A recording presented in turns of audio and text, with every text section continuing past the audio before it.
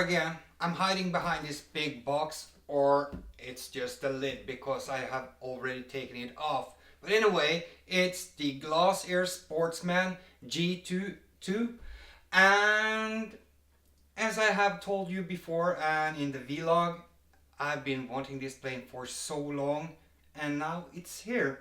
So without any more talk, I just think we're going to jump into the unboxing. And of course, I put the case beside me here because it's so big, so we'll take it from there. Okay, first up from the box is the horizontal stabilizer with the elevator. And this one is in one structure, and I will also remove the plastic so that we can see it better.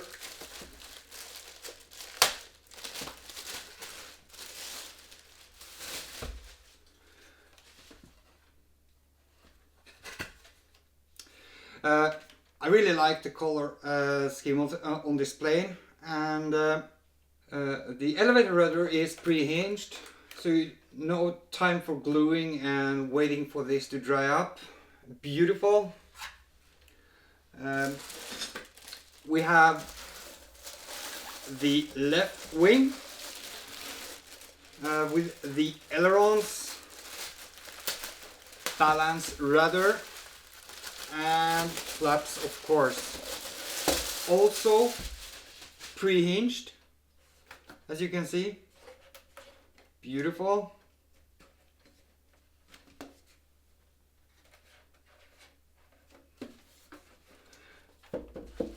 And the hatches for the aileron servo and the flap servo has wires into it, making the transition, making the cable go through the wing and out as easy as that.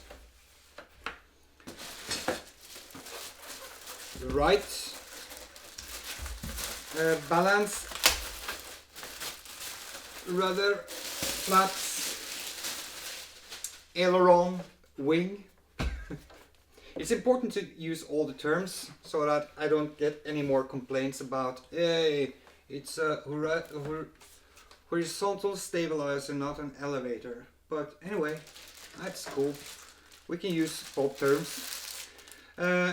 Accessories, these are the push rods and wires and linkage clips. That is beautiful. We have the wing tubes.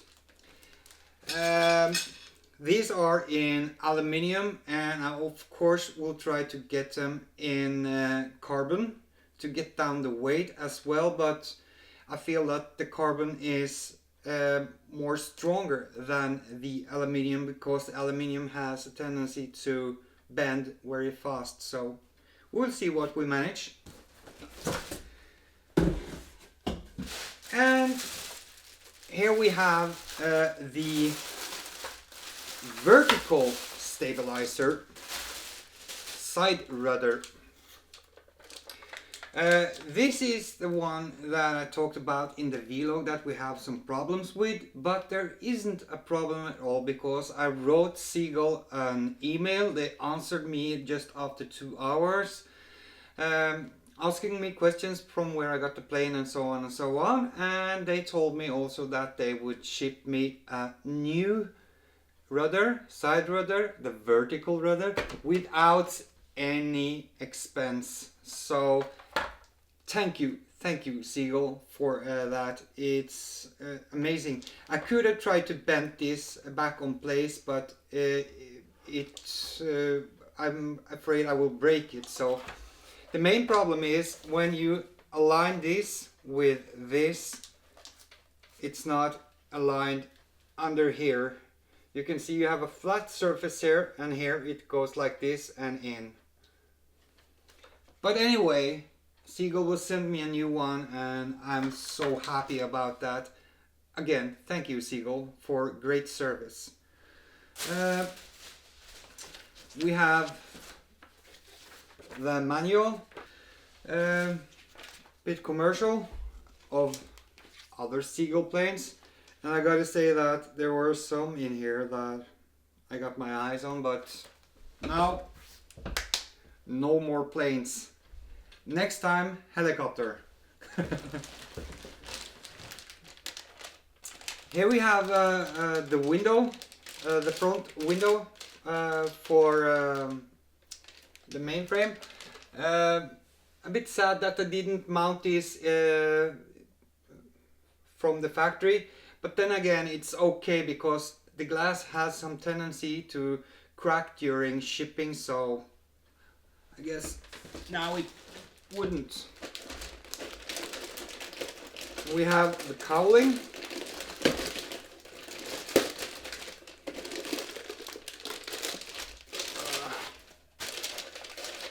It's just like Christmas, isn't it? I love doing these unboxings. Yeah. Beautiful yellow canopy, and with those slots here, I will add lights, of course. I'm sorry you guys, I'm looking at the screen all the time because I have some flicker sometimes, so I should be looking straight at the lens, but then again, you understand. I have some cool lights that I'm going to put here. I will make it even more scale. Landing lights, of course. Hopefully I will get the engine inside here, which we have chosen, and that is the 120 SC 4-stroke. Yeah.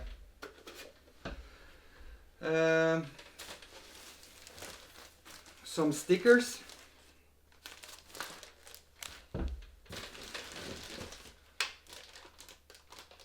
Ah, that is quite beautiful. Accessory parts for electric conversion.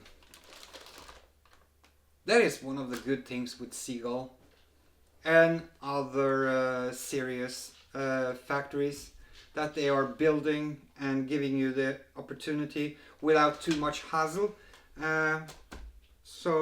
But we won't go electric, and this will just give me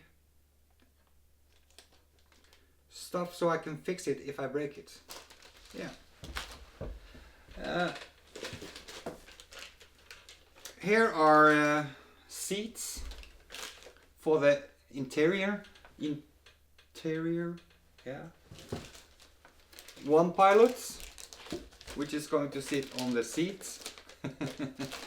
And let's see, I think it was one more pilot with a pink cap. Oh, come on, Seagull. You could have given him a black cap or what? Cool. More accessories: wheels, spinner, servo plates, mount for the tank. And hey, wait a second. I spy with my little eye something beginning with an L.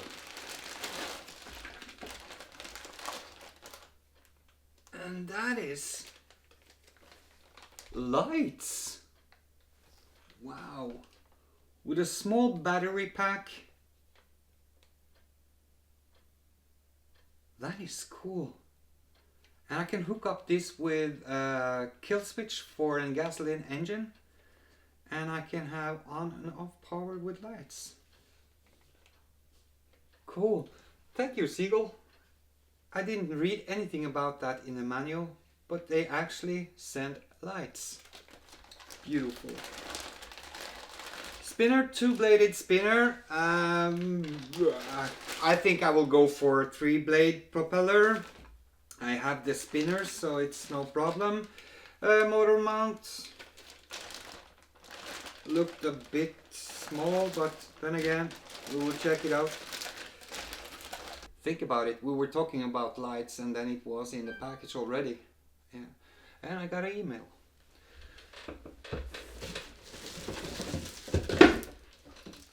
Wing struts.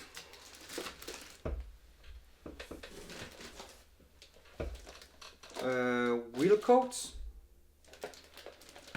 I'm really not sure if I'm going to use the wheel coats because I wanted to buy some bigger wheels, some air-filled wheels, so that we can sort of use it like a bushwhacker. But of course we need to test it out as it is before, and then we can start mold it. Yeah, I know. Try first and mold later. Wheel struts. And the beauty of it all. Dun, da, da, da. The fuselage or the airframe. That is so beautiful. You can see.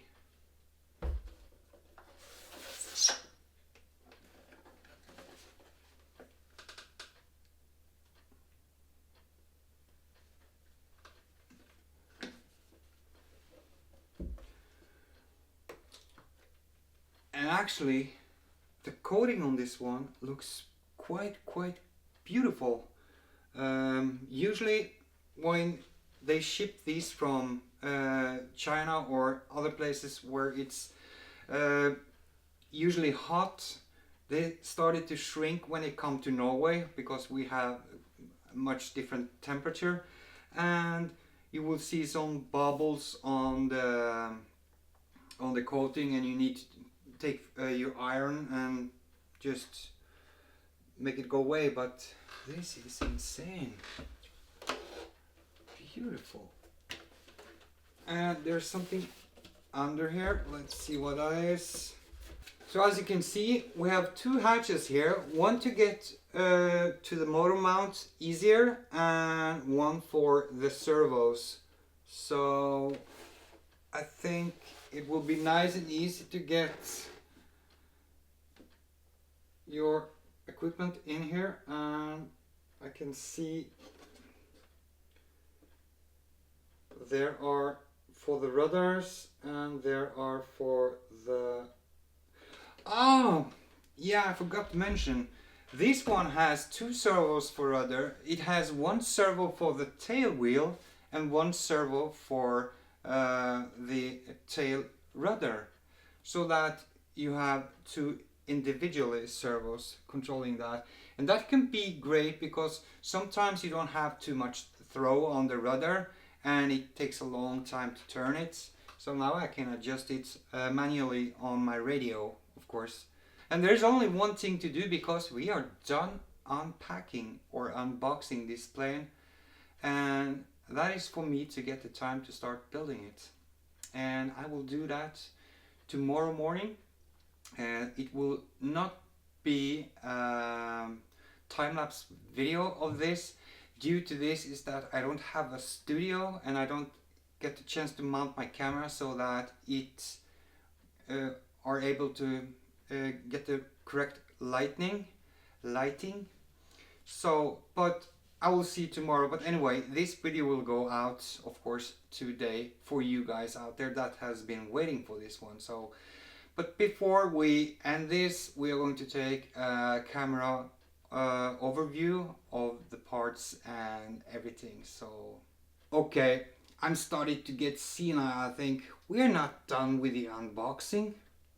We have another box as well. We have the floats.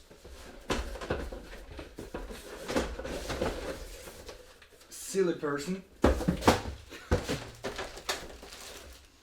Dun, da, da, da.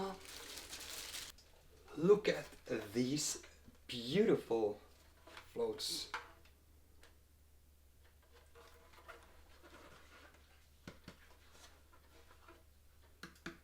I'm not sure what material it is. I think it's wood.